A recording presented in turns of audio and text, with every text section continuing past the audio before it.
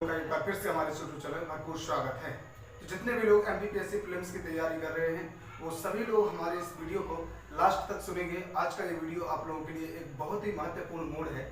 अगर आप हमारे इस वीडियो को लास्ट तक सुनते हैं ना तो आप लोगों के लिए ये मैं 100% वादा करता हूँ कि आपका 2023 या तो आप सफल होंगे या आप पूरी तरीके से विफल हो जाएंगे, या तो कुछ करेंगे या फिर कुछ और करेंगे, है ना। या तो एमपीपीएससी प्रीलिम्स को क्वालिफाई करेंगे या फिर कुछ और करेंगे। तो हमारे बहुत सारे दोस्तों ने मुझे कई बार कमेंट करते हैं, और कई बार कमेंट ही नहीं बल्कि बहुत सारे लोग मुझे कॉल करते हैं।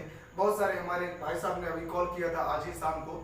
उन्होंने हमसे पूछा कि सर एग्जाम पास में आ रहा है और मैं कई सारी टेस्ट सीरीज लगा रहा हूँ, तो सर टेस्ट सीरीज लगाने से क्या होता है कि मुझ में जो है डीमोटिवेशन आता है। क्योंकि एक्चुअली में होता क्या है उनके साथ में दोस्तों, ऐसे मेरे भी साथ में ऐसा ही हुआ। जब मैं टेस्ट सीरीज लगाने बैठता था ना तो एक्चुअली में जब मैं पूरा जो है सिलेबस को कंप्लीट कर लिया और मैं टेस्ट सीरीज लगाना बैठता था तो 100 जब क्वेश्चन आते हैं ना तो उसमें से मेरे से कम 30 से 40 क्वेश्चन ही सही तरीके से जो मुझे बनते थे, बाकी के सब जो नहीं बनते थे या फिर किसी तरीके से गलत हो जाते थे। लेकिन दोस्तों ध्यान से सुनिए, जब मैंने एमपीपीएससी प्रीलिम्स 2022 फर्स्ट अटेम्प्ट में जो अटेम्प्ट किया ना, वहां पर जब मैंने प्रश्नों को देखा तो पहली बार जब मैं सामने से प्रश्न को खोला ना पेपर को, तो मेरे को दो प्रश्न ऐसे मेरी आंखों में दिखे कि दोनों के दोनों प्रश्न मेरे से नहीं बन रहे थे, है ना। इसके बाद क्या हुआ कि मैंने सोचा, थोड़ा सा डिमोटिवेट हुआ और नीचे की तरफ से आंख मूंद कर बस भगवान का नाम लिया, अपने माँ का नाम लिया। इसके बाद मैंने जो है पेपर को पीछे से 5 मिनट रुकने के बाद पीछे से खोला, और जब पीछे से खोला ना तो पढ़ते गया ना तो लगभग 60 से 62 प्रश्न ऐसे थे जो मुझसे पूरी तरीके से बन रहे थे, है ना। कंटिन्यू ऐसे प्रश्न मुझे मिले जो मेरे से बन रहे थे।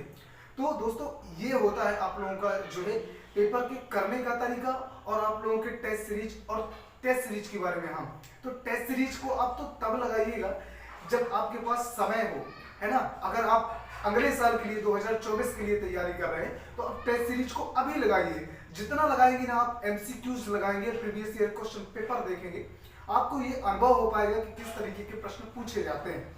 मैं तो कहूँगा सबसे बेस्ट होता है एमपीपीएससी प्रीलिम्स, या किसी भी एग्जाम, जिस भी एग्जाम को आप टारगेट कर रहे हैं ना उसके प्रीवियस ईयर क्वेश्चन पेपर को, पिछले वर्षों के विगत वर्षों के पेपर को लगाना बहुत ही इंपॉर्टेंट होता है। उससे आप किसी से बताने की जरूरत नहीं पड़ेगी, आपको खुद न खुद नॉलेज हो जाएगा कि जब आप 4 से 5 सालों के जो है पेपर को देखेंगे ना तो आपको खुद नॉलेज हो गया किस किस टॉपिक से किस तरीके के प्रश्न पूछे जाते हैं। आपको किसी की पूछने की जरूरत नहीं पड़ेगी और आप डिमोटिवेट नहीं होंगे, और उसी ही टॉपिक को आप पढ़ेंगे, वैसे ही प्रश्नों को आप पढ़ना शुरू करेंगे जिस तरीके के आपको प्रश्न वहां पे मिल रहे हैं ना।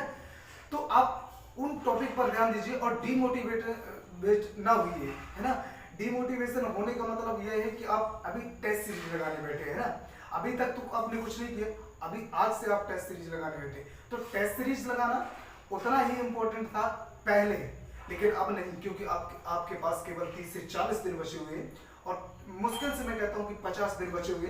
तो इन दिनों में आपको तैयारी करनी चाहिए, केवल सिलेबस जो आपने पढ़ा है उसको बार बार रिवीजन करना है, और जो टॉपिक अभी तक आपने पढ़े नहीं है, जो टॉपिक आपसे छूट गए हैं, तो उन टॉपिक पर ज्यादा फोकस करें आप। और छोटे छोटे टॉपिक को मैं हमेशा कहता हूं कि हर टॉपिक से बराबर प्रश्न आते हैं, बराबर क्वेश्चन पूछे जाते हैं, तो आप उन टॉपिक पर ज्यादा फोकस करें जो टॉपिक आपके लिए बहुत ही महत्वपूर्ण है। और फिर मैं कहना चाहूंगा कि वो चीजें आपके लिए चक्रव्यूह के समान है, जहां आप अगर घुसे ना तो दोबारा निकलने वाले नहीं। अगर आप उस चक्रव्यूह में फंस गए ना, एमपीपीएससी दोस्तों एक गहरा मोड़ है, एक ऐसा चक्रव्यूह है, अगर आपको निकलना नहीं आता ना तो आप दोबारा उस चक्रव्यूह से निकल नहीं पाएंगे दोस्तों। तो बस मैं यही कहना चाहता हूं कि जितने भी लोग तैयारी करते हैं, मुझे कॉल करते हैं, मुझे कई बार व्हाट्सएप पर कमेंट करते हैं, व्हाट्सएप पर चैट करते हैं, तो मैं उन सभी अपने भाई बहनों से कहना चाहूंगा कि हाँ, मैंने एमपीपीएससी प्रीलिम्स फर्स्ट अटेम्प्ट में निकाला है। तो ये नहीं है, मुझे अपने आप में पता नहीं ऐसा क्यों, मुझे दोस्तों लगता था कि मेरा इस बार निकाल नहीं जाएगा, इसी बार हो जाएगा सिलेक्शन, और सच में ऐसा हुआ। मेरे से 174.2 प्रश्न जो अंक आए, मतलब मेरे नंबर है ना। तो आप उन बातों को समझिए, आप ये इस चीज का बिल्कुल भी टेंशन नहीं लेना कि क्या होगा क्या नहीं होगा।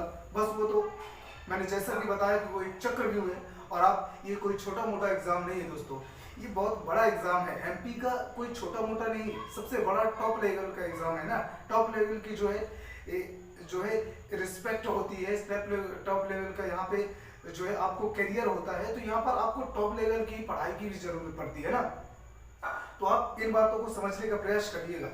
तो दोस्तों बस इस वीडियो में इतना ही, फिर मिलेंगे अगले वीडियो में। तब तक के लिए आप लोगों का, सभी लोगों का हमारे इस यूट्यूब चैनल में फिर एक बार स्वागत है। और जितने भी भाई बहन मुझे देख पा रहे हैं सभी से मैं कहना चाहूँगा कि अगर हो सके, अच्छा लगा हो तो लाइक करें, नहीं लगा हो तो डिसलाइक भी करके जाएं, और कमेंट जरूर करें आप लोग को, अच्छा या बुरा जो भी आप लोगों को लगे। और हम चाहेंगे कि आप हमें सजेशन दें, हमें बहुत अच्छा लगता है जो भी लोग हमें कॉल करते हैं और हम खुद बात करते हैं उनसे। हम ऐसा नहीं कहते हमारी टीम से बात करिए, हमारी टीम से हम पर्सनल नंबर आप भी रखे हुए हैं कि हमारे जिन भी लोगों को जो भी क्वेरी चाहिए, जो भी मेरे से पहचान चाहिए, जो भी जानना हो, क्योंकि पेपर पास में आ रहा है, उन लोगों की हलचल होती है, बेचारे इतने सालों से मेहनत कर रहे हैं, तो उन लोगों के लिए कुछ ना कुछ करना है ना।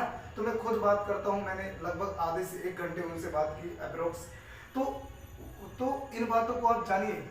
तो thank you, best of luck. मैं उनका नाम तो नहीं पूछ पाया, एक्चुअली मैं ड्यूटी में था उस टाइम में, तो फिर भी उनका धन्यवाद और आप सभी लोगों को भी। तो thank you, best of luck.